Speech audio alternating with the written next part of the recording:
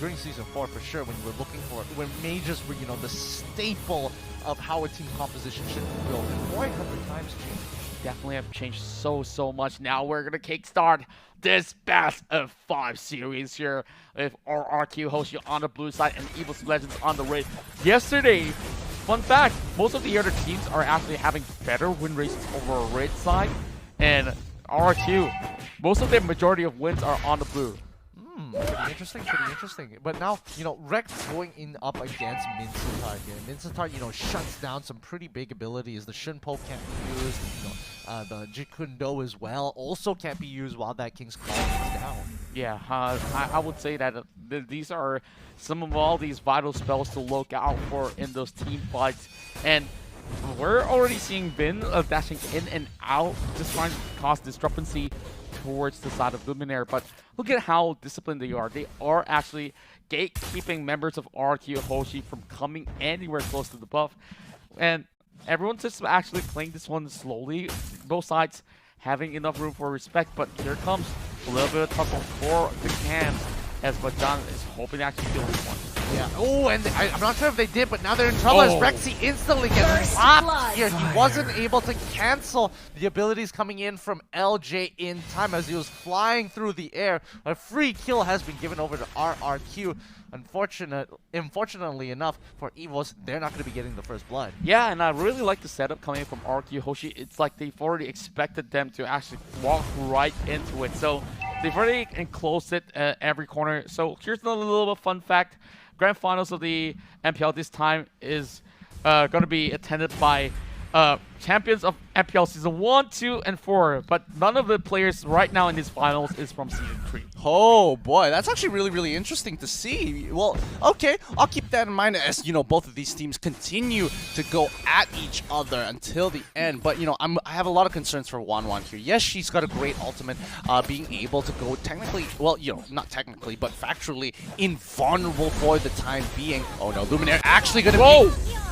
don't face check it, as Finn secures the kill onto him, but John is there with the smart missiles to actually zone him out, gets the ejector backwards, ults him on top of it, but LJ knows what the target is and ensuring that that Wanwan cannot get away. And here's the problem, Wanwan can't actually kite around, can't really kite into the Kufra, because every time that bouncing ball comes through, and if he's on top of them, every time she auto-attacks, she will end up wasting more time getting mini-stunned by the bouncing ball collision animation. Yeah, this is just nasty stuff coming in from RRQ. They knew exactly how to actually pull the trigger at the right moment, and the moment that one was actually trying to take that river crab, as we saw, like, they say, okay, we're just gonna wait till she drops it low and we can just easily punish her. And that face check, a little bit unnecessary, and that turtle instantly goes towards the enemy side. Yeah, and you know, RRQ are positioning themselves very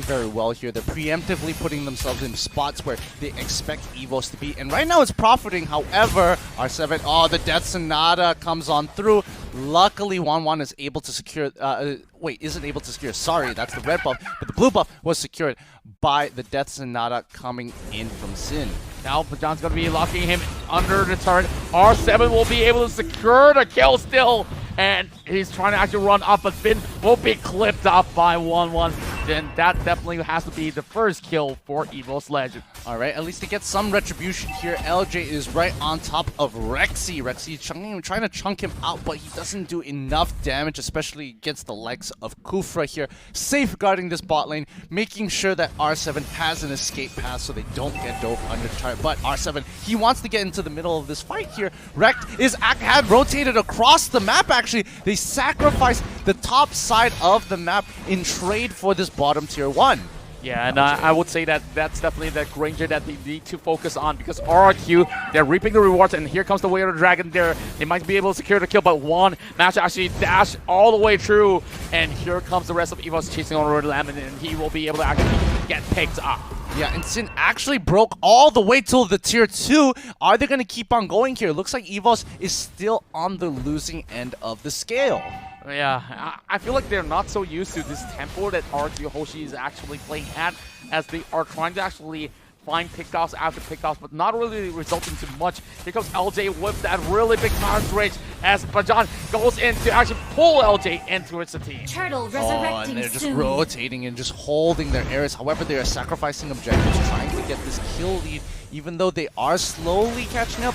Again, 3K, not too big of a deal just yet, but critical mass might be hit as Bajan quickly has to flicker on out of that. The disengage coming in from Rexy should be enough to stop RRQ from moving forward as EVOS claim their ground right in front of the turtle pit. Yeah, here comes Rek though. He's trying to actually break open the lane. That's definitely going to be a great trade-off here coming from the side of EVOS.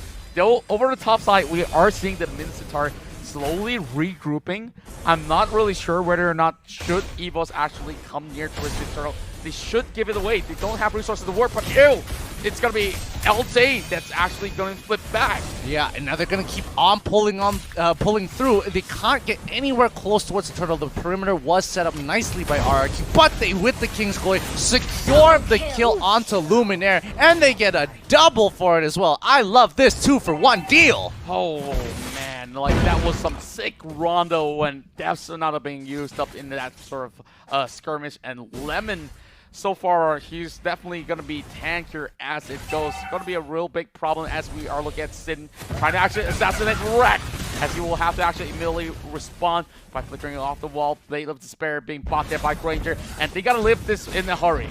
Yeah, they're going to have to because they don't have a choice. Again, a lot of the turrets just going down to RRQ. Hoshi, they have a three turret lead against EVOS Legends, and that has netted them 6K worth of gold.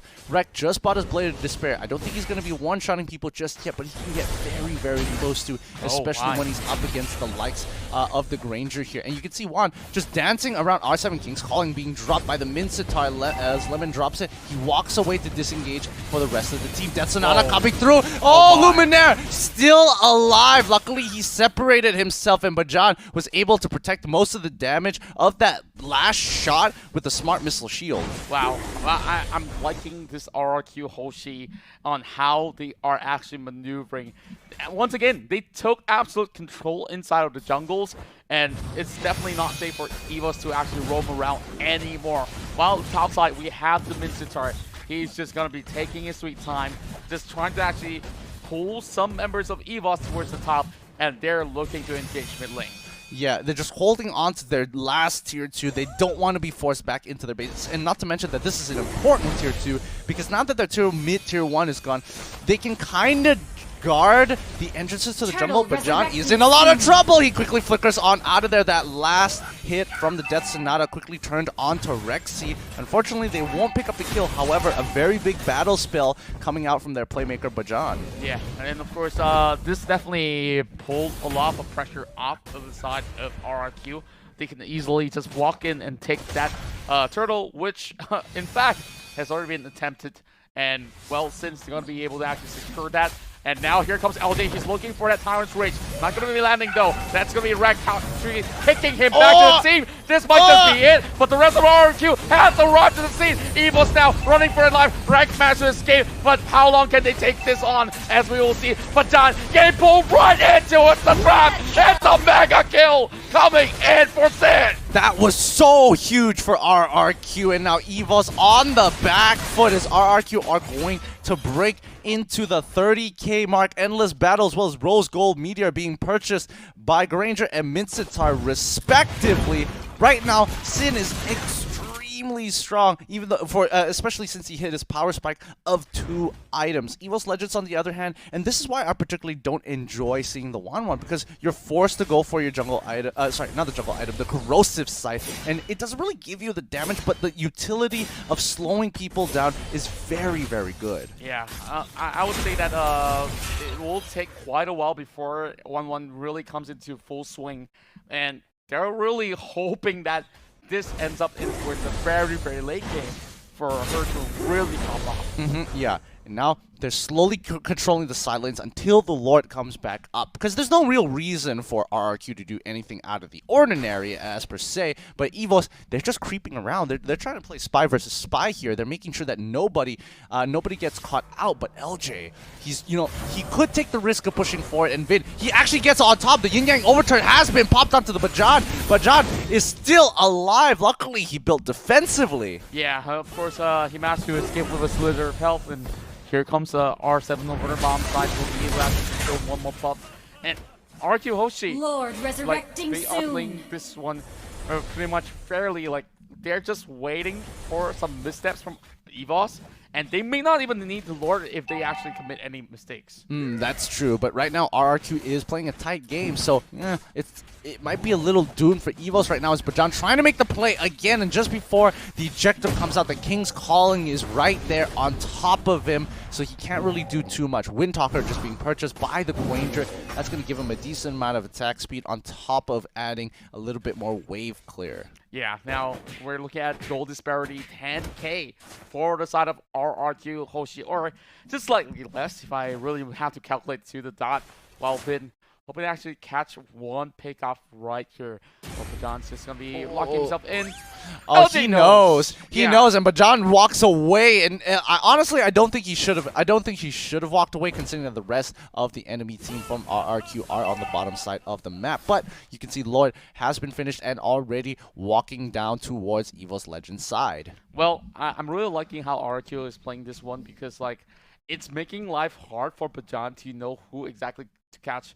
It's very hard to get anywhere close to its Granger. Same goes to Kagura. She could just dash off as well. So if this comes to a conclusion of which Bajan cannot really execute anyone in the front line, he must play a very counter-reactive role. Yeah, and now they're trying to look to crush all the way to the end here. The 11-minute mark has been hit. They don't have the Luminous Lord. Unfortunately, the Death Sonata comes out very early on. Juan's in trouble. He's right on top of the bouncing ball. LJ is able to walk up on top of him and get him with a bouncing ball, as EVOS Legends are in a lot of trouble as they lose another inhibitor turret. Luminary's chunked till pretty low, and now they have to make their way out of there, but they just can't as the last goes down. Rek trying to save this situation. It's not looking good at all. Rek as well having to flicker forward, and LJ, he is still alive despite all that damage. Game 1 going to RRQ. RRQ have this one in the bag.